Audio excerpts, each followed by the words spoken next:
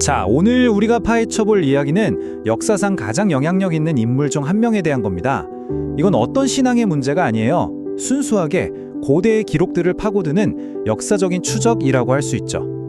네, 바로 이 질문입니다. 신앙은 잠시 접어두고 오로지 역사의 눈으로 봤을 때 나사렛 예수라는 인물에 대해 우리는 과연 무엇을 알 수 있을까요? 이게 바로 우리가 오늘 파헤쳐볼 핵심 질문입니다. 그래서 이번 조사를 좀 더 객관적으로 만들기 위해서 우리는 일단 신약 성경 같은 기독교 자료는 잠시 옆으로 밀어두려고 합니다.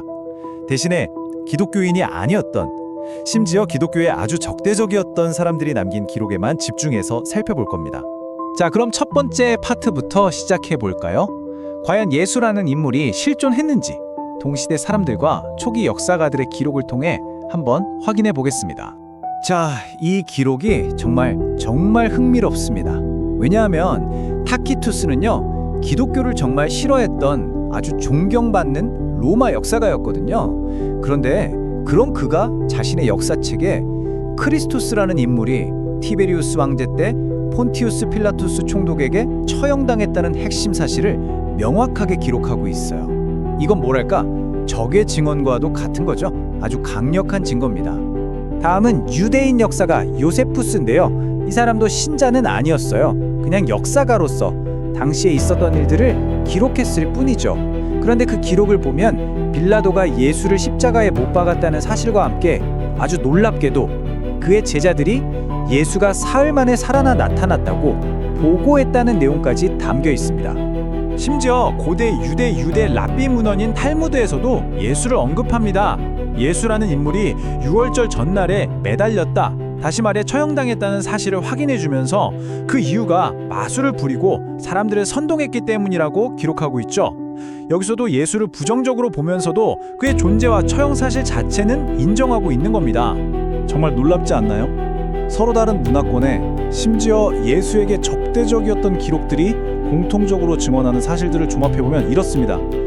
예수라는 남자가 있었고 가르쳤고 폰티우스 필라투스에 의해 십자가형을 당했고 그 운동이 로마까지 퍼져 나갔다는 거죠. 역사학적으로 볼 때 이 정도면 예수라는 인물의 실존 자체는 거의 논쟁의 여지가 없는 사실에 가깝습니다. 자, 그럼 이제 예수라는 인물에서 그의 죽음이라는 사건으로 한번 초점을 옮겨보죠. 십자가형을 둘러싼 여러 역사적, 고고학적 증거들을 살펴보겠습니다. 예수가 십자가에 달렸을 때 갑자기 어둠이 찾아왔다는 기록이 있는데 이게 좀 기이하잖아요? 고대 작가들도 이걸 가지고 논쟁을 벌였어요. 탈루스라는 역사관은 그거 그냥 일식이었어 라고 주장했지만 나중에 율리우스 아프리카누스 같은 학자는 잠깐만, 유월절은 늘 보름달인데 보름달에 일식이 일어나는 건 과학적으로 불가능하잖아 하고 반박했죠. 여기서 중요한 건 이 사건이 기독교 밖에서도 토론이 될 만큼 꽤 알려진 일이었다는 겁니다. 와, 이건 진짜 결정적인 증거라고 할 수 있죠. 1968년에 예루살렘에서 발견된 여호하난이라는 사람의 유골인데요. 그의 발 뒤꿈치뼈에 커다란 못이 그대로 박혀 있었습니다. 이건 로마 시대의 십자가형이 실제로 어땠는지를 보여주는 최초의 그리고 유일한 직접적인 고고학적 증거예요. 성경에 묘사된 것처럼 못이 사용되었다는 걸 명확히 보여주죠. 자, 이제 처형 이후에 벌어진 가장 큰 미스터리로 넘어가 보겠습니다.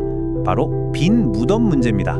시신이 사라진 이 사건을 설명하기 위해 어떤 이론들이 나왔는지 한번 보시죠. 빈 무덤을 어떻게든 설명해보려는 시도들이 있었어요.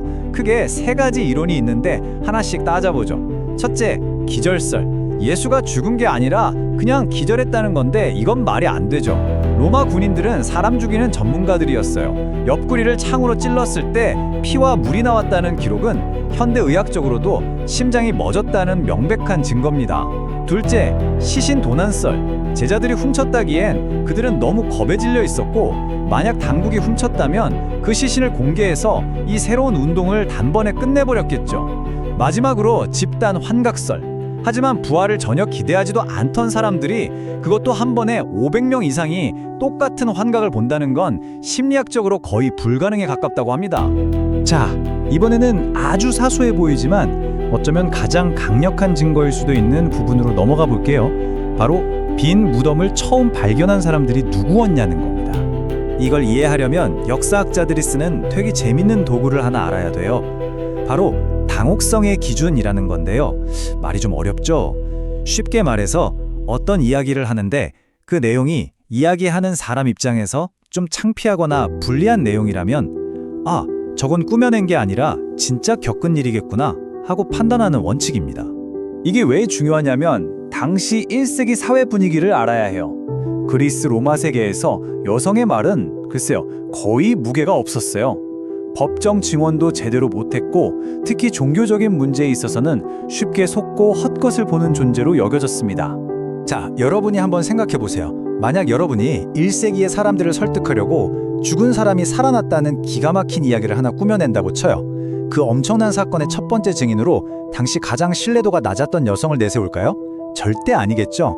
그런데 모든 복음서는 한결같이 여성들이 빈 무덤의 첫 목격자였다고 기록합니다. 이건 너무나 당혹스러운 사실이라 오히려 지어낸 이야기가 아니라 실제 있었던 일의 기록일 가능성이 높다는 강력한 증거가 되는 겁니다. 자, 이제 마지막 퍼즐 조각입니다. 가장 극적이면서도 어쩌면 가장 설명하기 힘든 증거, 바로 예수의 제자들이 겪은 엄청난 변화입니다. 아니, 바로 며칠 전까지만 해도 스승이 잡혀가니까 다들 무서워서 꽁무니 빼고 도망쳤던 사람들이잖아요. 그런데 갑자기 목숨을 걸고 사람들 앞에 나서서 예수가 부활했다고 외치고 다닙니다. 도대체 그 며칠 사이에 무슨 일이 있었던 걸까요? 그들의 변화가 그냥 말뿐이 아니었다는 건 그들이 맞이한 최후를 보면 알 수 있습니다. 여기 좀 보세요. 베드로는 거꾸로 십자가에, 야고보는 참수형. 다들 정말 끔찍하게 순교했습니다. 여기서 우리가 던져야 할 질문은 이겁니다. 사람은 자기가 진짜라고 믿는 거짓말을 위해 죽을 수는 있어요. 하지만 자기가 꾸며낸 거짓말이라는 걸 뻔히 알면서 과연 이런 끔찍한 고통과 죽음을 기꺼이 택할 사람이 있을까요? 이들의 죽음이야말로 그들이 목격했다고 주장한 것에 대한 절대적인 확신을 보여주는 가장 강력한 정황 증거가 아닐까요? 자, 이제 사건 파일을 덮을 시간입니다. 우리는 기독교를 싫어했던 역사가들의 증언, 십자가 위의 어둠에 대한 고대 천문학자들의 논쟁, 땅속에서 발견된 십자가형의 물리적 증거, 그리고 겁쟁이에서 순교자로 변한 제자들의 이야기까지 모두 살펴봤습니다. 이 모든 조각들을 모아봤을 때 이 역사적 사실들을 가장 잘 설명하는 그림은 과연 무엇일까요? 그냥 한 평범한 남자였을까요? 아니면 후대에 만들어진 신화일까요? 혹은 우리가 생각하는 것 그 이상일까요? 판단은 여러분의 몫으로 남겨두겠습니다.